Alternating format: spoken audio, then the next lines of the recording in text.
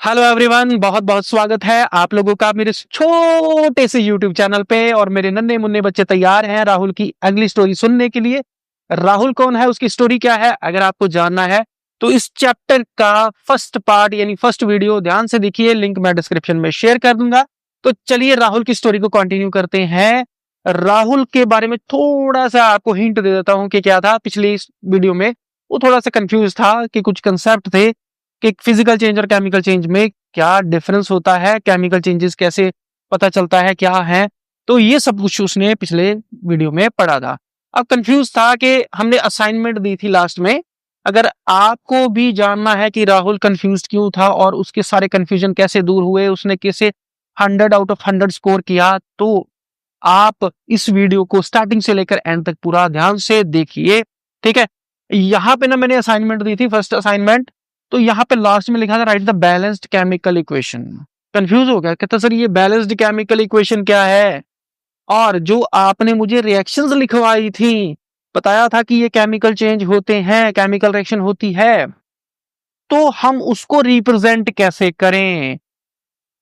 Teacher ने कहा रुक जा बेटा, तेरे माइंड में बहुत ज्यादा कंफ्यूजन है, सारे कंफ्यूजन आज इस वीडियो में दूर हो जाएंगे और नए कंफ्यूजन अगली वीडियो में। ठीक है, तो चलिए सबसे पहले हमें यह पता लगे कि केमिकल इक्वेशन क्या होता है। हम केमिकल रिएक्शन को, केमिकल चेंज को जब लिखते हैं ना, उसकी स्टेटमेंट को लिखते हैं, उसको रिप्रेजेंट करते हैं, तो हम उसको केमिकल इक्वेशन बोलते हैं। और ये कितने टाइप की होती है? दो तरह की होती है। एक होता है वर्ड इक्वेशन। मान लीजिए हमने एक रिएक्शन पढ़ी थी, lead nitrate react with potassium iodide to give lead iodide and potassium nitrate. कि लेड नाइट्रेट और पोटेशियम नाइट्रेट और पोटेशियम आयोडाइड में जब रिएक्शन हुई थी तो लेड आयोडाइड और पोटेशियम नाइट्रेट बना था। हम अगर इसको लिखते हैं तो ये वर्ड इक्वेशन है। कहता सर ये कौन सा तरीका है, ये इक्वेशन है? मैथमेटिक्स में तो x plus Y is equal to something होता था, हम तो उसको इक्वेशन बोलते हैं, ये कोई इक्वेशन है? तो सर ने कहा कि हम इसको इस तरह से भी लिख सकते हैं। कैसे? कि मैं इसमें दो चीजों जिन्होंने रिएक्ट किया उसमें उन दोनों को लिखता हूं और बीच में प्लस का साइन डाल देता हूं। जो चीजें प्रोड्यूस हुई थी उनको प्रोडक्ट बोलते हैं, उनको मैं राइट साइड में लिखता हूं, उनमें प्लस का साइन डाल देता हूं और एक एरो का साइन डाल देता हूं। एरो का साइन ये रिप्रेजेंट करेगा कि ये चीजें प्रोड्यूस हुई हैं और ये चीजें रिएक्ट हुई हैं। कहता सर ये भी बड़ा कंफ्यूजिंग है। क्यों? क्योंकि हमें तो 9th क्लास के एटम्स एंड मॉलिक्यूल्स चैप्टर में पढ़ाया गया था कि लेड नाइट्रेट का जो फार्मूला होता है वो होता है वो होता है PbNO3 2। ये होता है, ये हमने पढ़ाया था। पोटेशियम आयोडाइड का फार्मूला Ki होता है, हमने लिखा था। तो हम फिर इसको इस तरह से क्यों लिखेंगे? तो टीचर ने समझाया बेटा अभी सब्र कर, सब्र। क्या करना है कि ये वर्ड इक्वेशन में दिया हुआ है, इसको सिंबल इक्वेशन में कन्वर्ट कर देते हैं और ये जो नीचे लिखा हुआ है इसको सिंबल इक्वेशन बोलते हैं। ये लेड नाइट्रेट का फार्मूला है, ये Ki पोटेशियम आयोडाइड का, ये लेड आयोडाइड का और ये पोटेशियम नाइट्रेट का। तो इसको इस तरह से अगर लिखते हैं तो सिंबल इक्वेशन। अगर आपको ये नहीं पता है कि लेड का फार्मूला Pb होता है और लेड नाइट्रेट का PbNO3 और उसके बाद 2, तो आप atoms and molecule 9th class में जो चैप्टर समझाया गया था उसमें डिटेल में आप इस चीज को पढ़ा होगा। अगर नहीं पढ़ा है तो 9th क्लास की वीडियो देख लो। ठीक है, तो चलें आगे, यहां तक क्लियर है। अब राहुल की स्टोरी में आपको बता रहा था। अब राहुल फिर कंफ्यूज्ड, कहता सर ये देखिए ये ए क्यों लिखा हुआ है, ये ए क्यों, ये एस, ये ए क्यों, ये क्या चक्कर है, ये मुझे समझाओ। और ये रिएक्टेंट क्या होते हैं, प्रोडक्ट क्या होता है, ये भी तो बताइए। तो टीचर ने कहा कि रिएक्टेंट बेटा वो जो एरो के लेफ्ट साइड में लिखे जाते हैं और प्रोडक्ट वो जो एरो के राइट साइड में लिखे जाते हैं, इनको बोलेंगे रिएक्टेंट्स और ये बोलेंगे प्रोडक्ट्स। जो चीजें रिएक्ट करती हैं आपस में उनको रिएक्टेंट बोलते हैं और चीजें प्रोड्यूस होती हैं उनको प्रोडक्ट बोलते हैं। आपको पहली रिएक्शन याद होगी कि मैग्नीशियम ने ऑक्सीजन के साथ रिएक्शन किया था तो मैग्नीशियम ऑक्साइड बना था। तो इसका मतलब कि ये रिएक्टेंट है और मैग्नीशियम ऑक्साइड प्रोडक्ट है। आई होप अब राहुल की तरह आपको भी समझ में आ गया होगा कि रिएक्टेंट क्या होते हैं और प्रोडक्ट क्या होते हैं। ये रहे रिएक्टेंट और ये रहे प्रोडक्ट। ठीक है, प्रोडक्ट की बेटा अगर आप स्क्रीनशॉट लेना चाहते हैं, क्योंकि नोट्स सबसे बड़ी बात मैं आपको बताना भूल गया कि रिएक्टेंट हो प्रोडक्ट है, ठीक है, उसकी डेफिनेशंस, उसके पूरे चैप्टर के नोट्स आपके सामने साथ साथ में चलेंगे। भले ही मैं वर्ड टू वर्ड इसको रीड ना करूं, बट आपकी स्क्रीन पे पूरे के पूरे नोट्स आप तक पहुंच रहे हैं। आप इसको नोटबुक पे नोट भी कर सकते हैं। ठीक है, चले आगे। चलिए, अब राहुल कंफ्यूज था कि देखिए सर, आप पीछे थोड़ा जाइए, पीछे जाओ सर। ये कहता सर यहाँ पे आई एक है रिएक्टेंट में, प्रोडक्ट में दो है, रिएक्टेंट में दो NO3 है और यहाँ पे एक है। अब ये क्या माजरा है? तो टीचर ने समझाया कि बेटा ये जो आयोडीन है ना, इसका एक एटम अगर लेफ्ट में है और राइट में दो है, तो इसको बैलेंस करने की जरूरत है। अब और कंफ्यूज हो गया। तब टीचर ने कहा कि बेटा पहले बैलेंस्ड केमिकल इक्वेशन के बारे में पढ़ लो, वो क्या होता है। तो बैलेंस्ड केमिकल इक्वेशन वो इक्वेशन होती है जिसमें नंबर ऑफ एटम्स किसी भी एलिमेंट के, हर एक एलिमेंट के लेफ्ट में और राइट में बैलेंस होते हैं। राहुल ने कहा सर 9th क्लास तो मैंने भी की है, एटम्स एंड मॉलिक्यूल चैप्टर पढ़ा है, आप फार्मूले को चेंज नहीं कर सकते। ये नहीं हो सकता कि आप के के साथ जो आई है इसके पैर में 2 डाल दो तो बैलेंस हो जाएगा। ऐसा नहीं होता, वैलेंसी के अकॉर्डिंग ही ये लगते हैं। तो इक्वेशन को बैलेंस कैसे करोगे? तो टीचर ने पूछा कि बेटा अगर तुम जब मैथमेटिक्स की इक्वेशन सॉल्व करते हो तो कैसे उनको बैलेंस करते हो? कहते सर वो तो कोफिशिएंट लगाते हैं। तो यहाँ पे भी कोफिशिएंट लगेगा। क्या लगेगा? कोफिशिएंट। अब इतना ज्यादा कंफ्यूज होने की जरूरत नहीं है, बिल्कुल सिंपल लैंग्वेज में अगर मैं बताऊं तो बैलेंस केमिकल इक्वेशन वो इक्वेशन है जहां पे जितने भी एटम्स हैं रिएक्टेंट के, उन सब एलिमेंट्स के एक एक एटम को और प्रोडक्ट के एक एलिमेंट के एक एक एटम को बैलेंस किया जाता है, इक्वल किया जाता है। यानी जितने एटम्स लेफ्ट साइड में होंगे उतने ही राइट साइड में होंगे। तो ये बैलेंस केमिकल इक्वेशन की डेफिनेशन है। क्लियर हो गया? कहता सर जी फिर वो इक्वेशन, उस इक्वेशन को क्या बोलते हैं? ये वाली जो इक्वेशन है इसको क्या बोलते हैं? ये तो बैलेंस ही नहीं है, अनबैलेंस्ड बोलते हैं। कहते हैं, टीचर ने बोला अनबैलेंस नहीं बोलते, इसको स्केलेटल केमिकल इक्वेशन बोलते हैं। क्या बोलते हैं? Skeletal chemical equation. ये रहा स्केलेटल केमिकल इक्वेशन। जैसे कि मैग्नीशियम है तो इसने ऑक्सीजन के साथ रिएक्शन की और मैग्नीशियम ऑक्साइड बन गया, तो ये इक्वेशन भी बैलेंस नहीं है। ऐसी इक्वेशन को स्केलेटल केमिकल इक्वेशन बोलते हैं, जिसको आपने बैलेंस करना है, अभी हुई नहीं है। ठीक है, स्केलेटल केमिकल इक्वेशन बोलेंगे।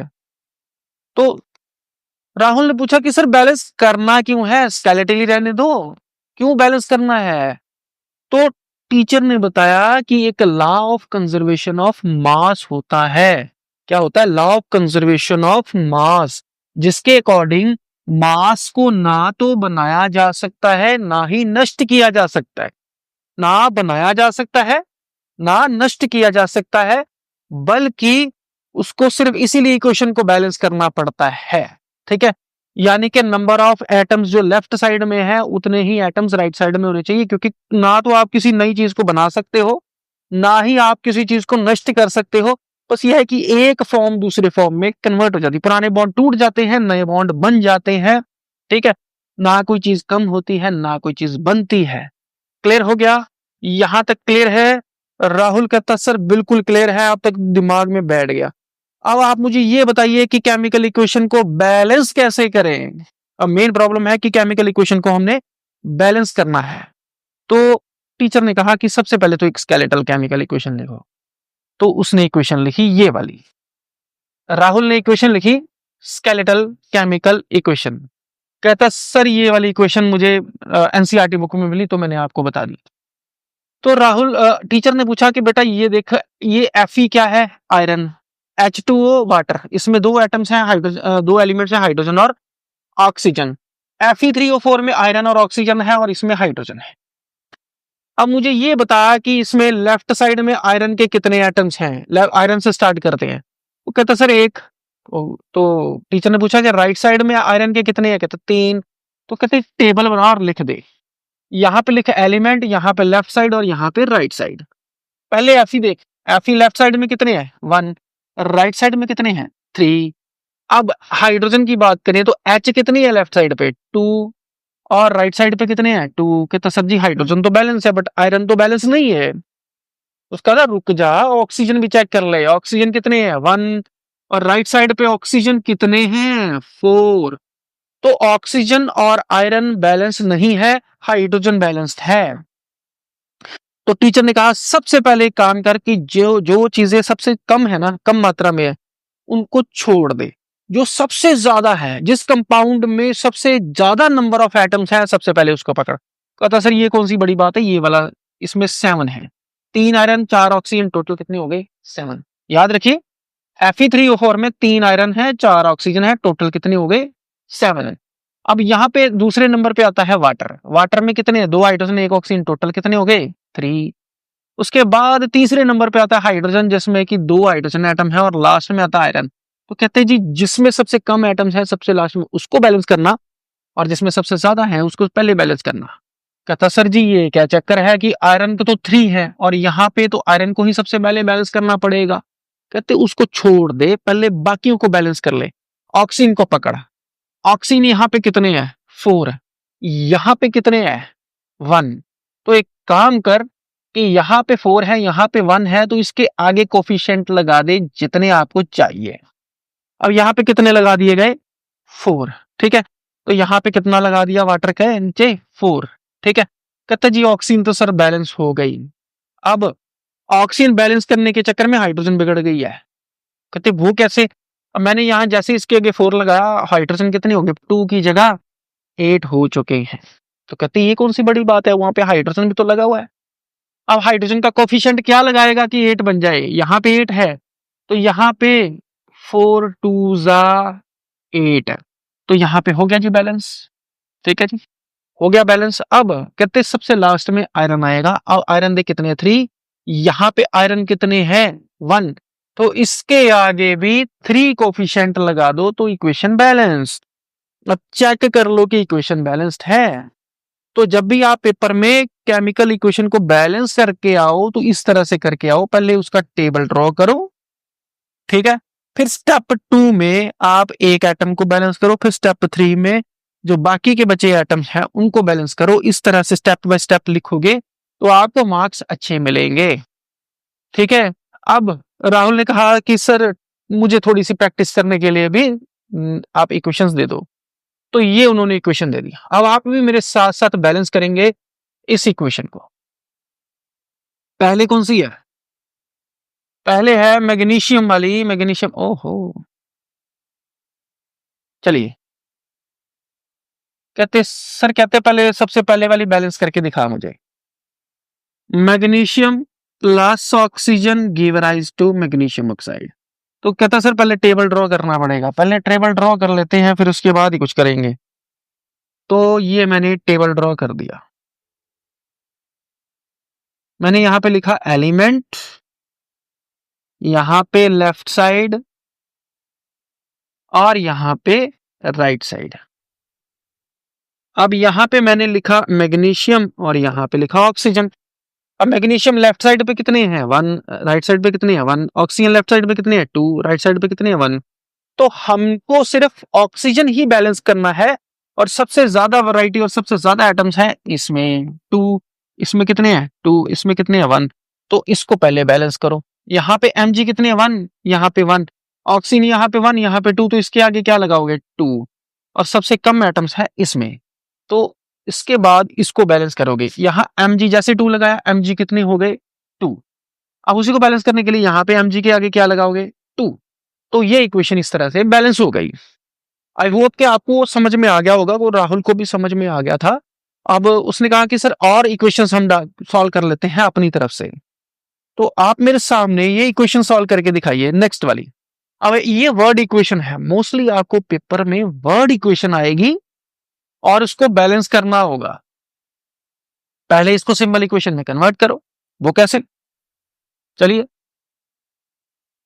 Zn का फार्मूला, जिंक का फार्मूला Zn, सल्फ्यूरिक एसिड का H2SO4, जिंक सल्फेट का ZnSO4 और हाइड्रोजन का H2। तो यहाँ पे जिंक कितने हैं 1, या राइट साइड में कितने हैं 1, H कितने हैं 2, राइट में कितने हैं 2, S सल्फर यहाँ पे 1 है, वहां पे भी 1 है, ऑक्सीजन यहाँ पे 4 है, वहां पे भी 4 है।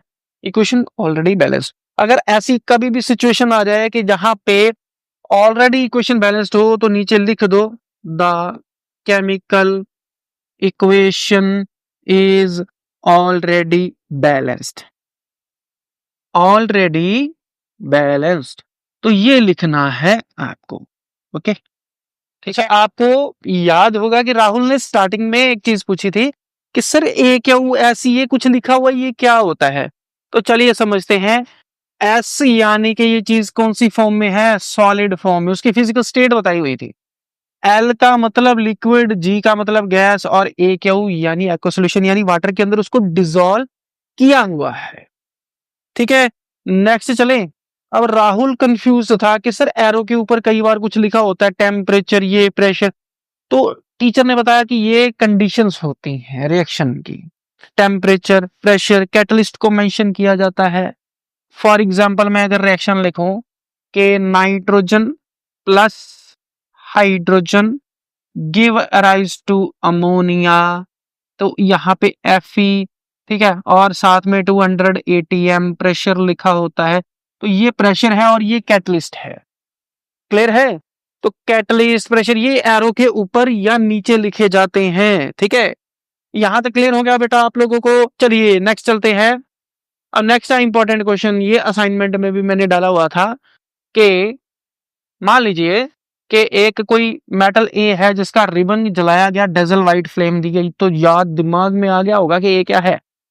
ए इज मैग्नीशियम, एंड यहां पे पूछा गया बी बना था, तो बी क्या है। बी तो आपको याद होगा मैग्नीशियम ऑक्साइड। आप इसके सिंबल या पूरा लिख सकते हो, मैग्नीशियम, मैग्नीशियम ऑक्साइड लिख सकते हो। और साथ में पूछा गया है बैलेंस्ड केमिकल इक्वेशन लिखो, तो ये है बैलेंस्ड केमिकल इक्वेशन। ठीक है बच्चा लोग, ये है इस क्वेश्चन का आंसर। अब लास्ट में आपको दी जाएगी असाइनमेंट। ये है टोटल असाइनमेंट, ये मैं डिस्क्रिप्शन में भी डाल दूंगा, अगर आप स्क्रीनशॉट ले सकती हैं तो बहुत बढ़िया है। तो आई होप आपको सब समझ में आ गया होगा और राहुल को भी अच्छी तरह से समझ में आ गया था।